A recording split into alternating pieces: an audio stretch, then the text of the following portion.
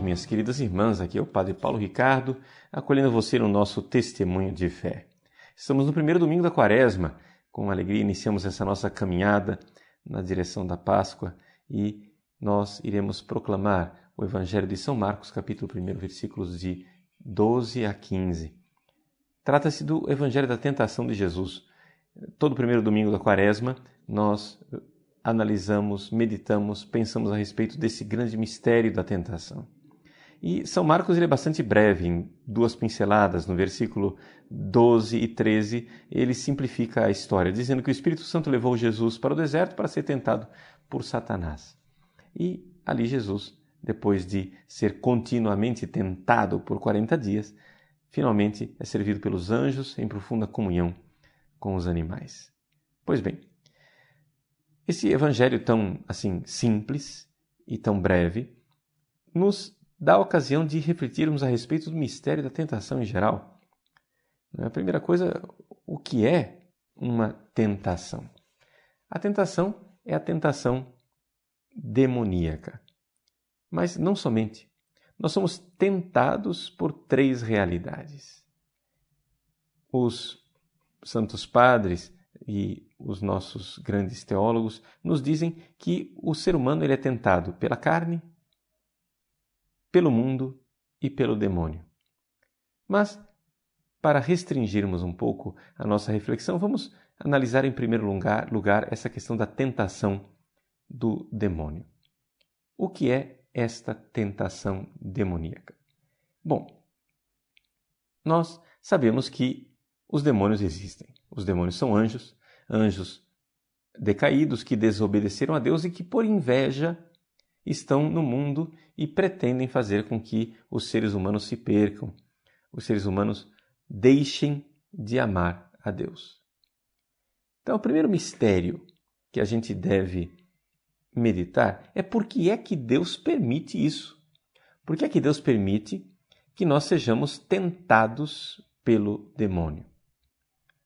Vejam que o Evangelho nos diz com toda clareza que Jesus, depois do batismo, Jesus, que é o Filho amado de Deus, foi levado para o deserto pelo Espírito Santo, onde ele foi tentado por 40 dias.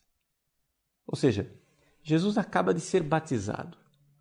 Quando ele é batizado, Deus declara para ele, no versículo 11, Tu és o meu Filho amado, meu Filho predileto, no qual coloquei toda a minha complacência, todo o meu agrado. Se Jesus é o Filho predileto e foi tentado, imagine nós, se não seremos tentados. Mas isso não resolve em nada o mistério. Por que é que Deus permite a tentação? Deus permite a tentação porque sabe que da tentação pode tirar um bem maior. Vocês sabem que existem virtudes que não apareceriam em nós se não houvesse uma tentação. É somente a provação que faz com que as virtudes apareçam. Porque a perseverança, a paciência, a constância são virtudes que só apareceriam se nós tivéssemos algum tipo de provação. Então, se as coisas acontecem, se Deus permite o mal, é porque Ele sabe que deste mal Ele pode tirar um bem maior. Que bem maior é que Ele pode tirar? Bom, em primeiro lugar, nós temos que ver que a tentação vencida aumenta a nossa glória no céu.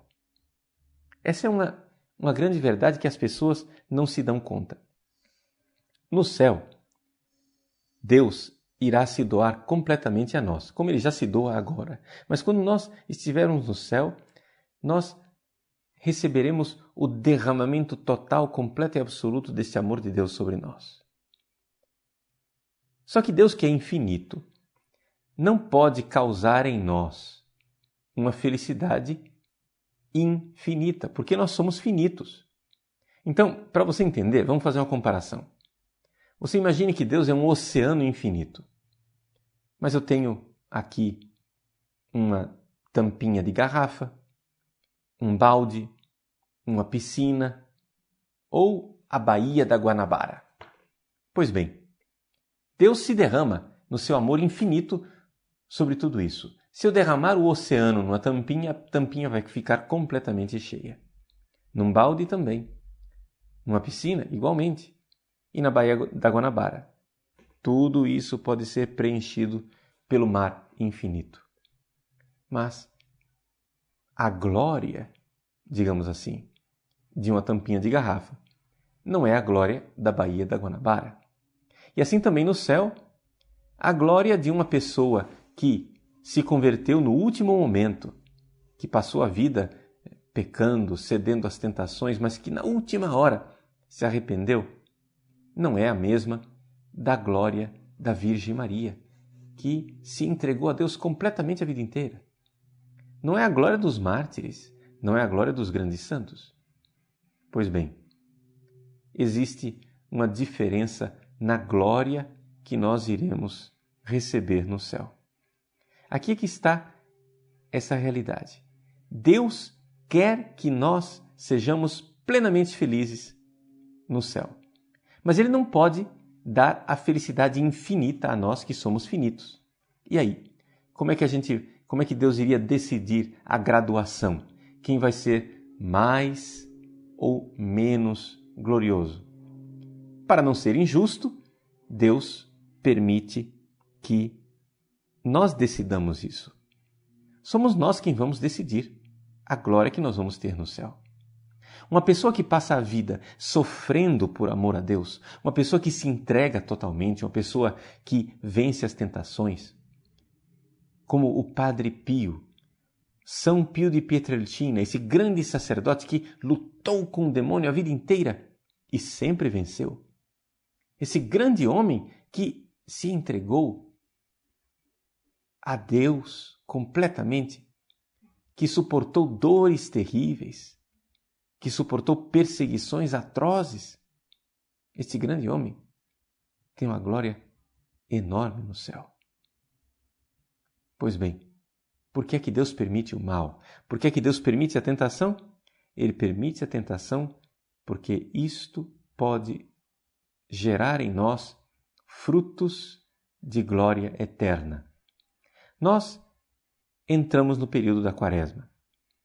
Muita gente pode pensar, mas a igreja que é mãe, a igreja que é mestra, como é que ela quer que nós soframos, façamos penitência, que nós tenhamos tantos esforços, esse dolorismo, esta coisa de querer carregar cruzes e padecer dores? Por que é que a igreja quer isso para nós?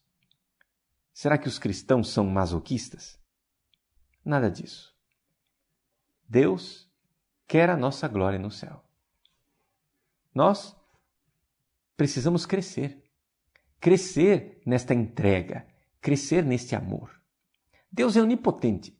Ele criou o céu e a terra. Ele criou tudo. Ele é poderosíssimo. Ele pode tudo. Mas tem uma coisa que Deus não pode. Deus não pode obrigar você a amá-lo. Porque no momento que Deus obrigar você, aquilo deixa de ser amor, porque o amor só pode nascer da liberdade. Então você já está entendendo. Você está entendendo que você, para amar a Deus, precisa ser livre e corresponder livremente. Pois bem, Deus é um grande pedagogo. Deus é um grande Pai que nos estimula na nossa caminhada espiritual. E por isso, por causa desta bondade de Deus, Ele permite. Vejam só, não é Deus que manda os demônios, não é Deus que manda as tentações, mas Deus permite que nós sejamos tentados. A carta de São Tiago, no capítulo 1, versículo 13, nos diz que Deus não tenta ninguém. Deus não pode ser tentado, mas Ele também não tenta ninguém.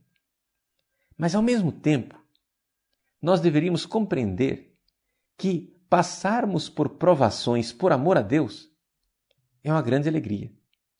Veja o que São Tiago diz no capítulo 1, versículos 2 e 3.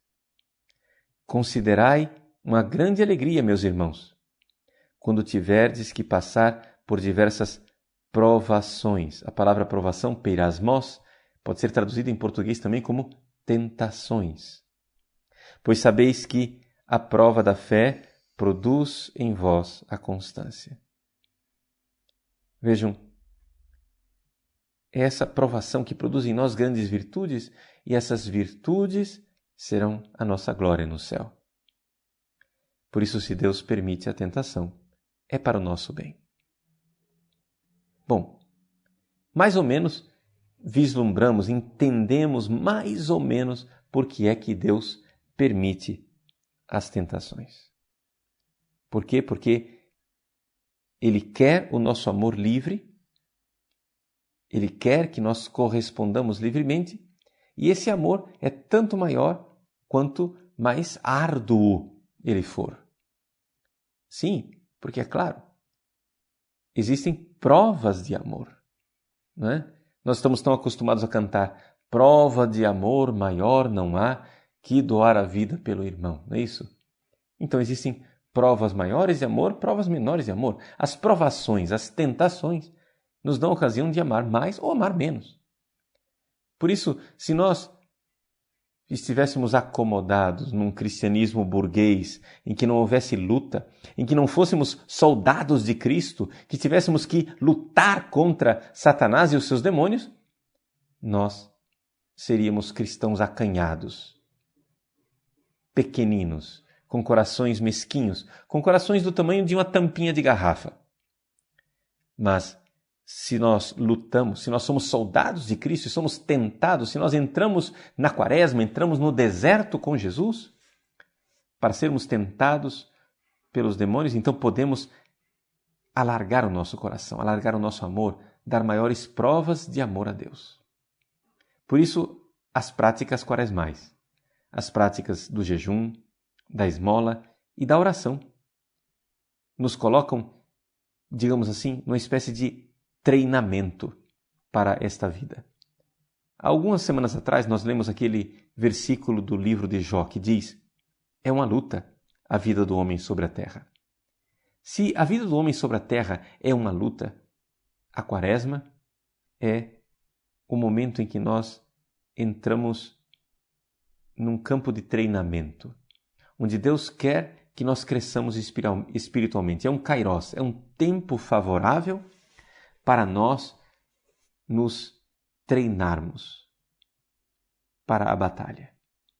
Mas é claro, seremos tentados, porque o demônio não quer que nós saiamos fortes. O demônio não quer que nós vivamos uma quaresma cheia de virtudes, de penitências. O demônio não quer. Então, ele vai fazer de tudo para que nós caiamos. Ele é muito astuto, ele é muito inteligente.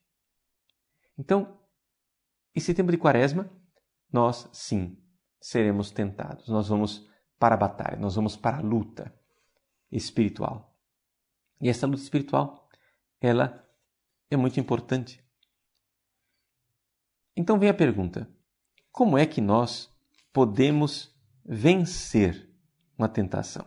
O que nós devemos fazer diante de uma tentação do demônio? Bom, diante de uma tentação, nós temos que, a primeira coisa, repeli-la imediatamente e não dar atenção para ela. Veja, o demônio ele vence quando ele consegue iniciar conosco um diálogo. Então veja só, quando na sua mente surge um pensamento que é pecaminoso, e aqui não estou falando só de pensamentos que dizem respeito ao sexo, não, mas todo tipo de pensamento de orgulho, de vaidade, de avareza, de ira, de tristeza pecaminosa, todo tipo de pensamento. Quando surge um pensamento dentro do seu coração, você deve saber que você está sendo tentado. Você pode estar sendo tentado por 3 realidades: pela carne, pelo mundo ou pelo demônio. Esses são os 3 espaços nos quais nós somos tentados, por assim dizer. A tentação da carne é devido ao nosso pecado original, devido aos pecados que nós já cometemos. Então, existem coisas que são dentro de nós mesmos, que não é culpa dos demônios, mas é culpa nossa, culpa da fragilidade de nossa alma por causa do pecado original ou das consequências do nosso pecado pessoal. Pois bem, nesse caso, das tentações que vêm da nossa própria carne, nós devemos aqui nos esforçar através da penitência, nos esforçar através do cultivo das virtudes humanas para resistirmos a essas tentações. Nós precisamos, digamos assim, ir para a academia fazer ginástica, porque senão o nosso estado de saúde não vai ser nunca muito bom. Fazendo uma comparação, poderíamos dizer que nem toda doença vem de vírus, de bactérias que invadem o nosso organismo. Existem doenças também que nascem do fato de eu não estar treinando o meu corpo adequadamente. Se eu como demais, faço poucos exercícios, levo uma vida sedentária e tenho um ataque cardíaco, eu não posso colocar a culpa em cima de um vírus, de uma bactéria. A culpa é toda minha, é do meu corpo que foi mal administrado. Assim eu sou tentado também pela carne, pelos meus próprios pecados, pelas minhas próprias misérias. E dessa forma eu posso cair e pecar. A Quaresma é um tempo de nós nos treinarmos nessa realidade e sairmos desta vida sedentária espiritualmente para adquirirmos uma boa forma espiritual na luta e no combate contra o demônio. Mas eu também posso, digamos assim, perder a minha saúde por uma espécie de acidente no mundo, não é? Eu posso bater o carro ou posso tropeçar e cair. É aquilo que nós chamamos da tentação do mundo, não é? Alguém pode me atropelar. O mundo, ele quer impedir que nós sejamos fiéis a Deus. Ou seja, não é somente o demônio que nos tenta, também o mundo nos tenta. Por exemplo, quando um sacerdote quer ser fiel à sua missão sacerdotal, mas é de todos os lados atacado, caluniado, de todos os lados querem impedir o exercício do seu ministério, ele não está sendo tentado pela carne, não está sendo tentado pelos demônios, pelo menos não diretamente. Ele está sendo tentado pelo mundo. O mundo nos tenta, quer nos atraindo para o pecado, porque nos oferece prazeres, quer colocando medo de nós fazermos o bem e trairmos assim a missão de Deus. Então, existe a tentação da carne, a tentação do mundo. Mas, nesse domingo, queremos nos concentrar um pouco mais na tentação que vem do demônio. Ou seja, da tentação que vem desses espíritos malignos. É aquele estado de falta de saúde em que eu contraí um vírus, digamos assim, espiritualmente. Bom, em primeiro lugar, se você vê que tem um pensamento de maldade que surge dentro de você, esse pensamento de maldade pode ter vindo da carne, pode ter vindo do mundo, pode ter vindo do demônio. Como é que você vai saber distinguir isso? Resposta: você não sabe distinguir. Mas pessoas, grandes santos, conseguem distinguir ou ter o dom do discernimento dos espíritos. Mas nós não precisamos saber distinguir. Nós só precisamos entender uma coisa. Diante de uma tentação, a primeira coisa que nós precisamos fazer é não dialogar. Não dialogue com esse pensamento, porque você pode estar dialogando com um demônio. Você pode estar dialogando e ele é astuto, ele é inteligente e ele vai propor a você alguma coisa de mal, não é?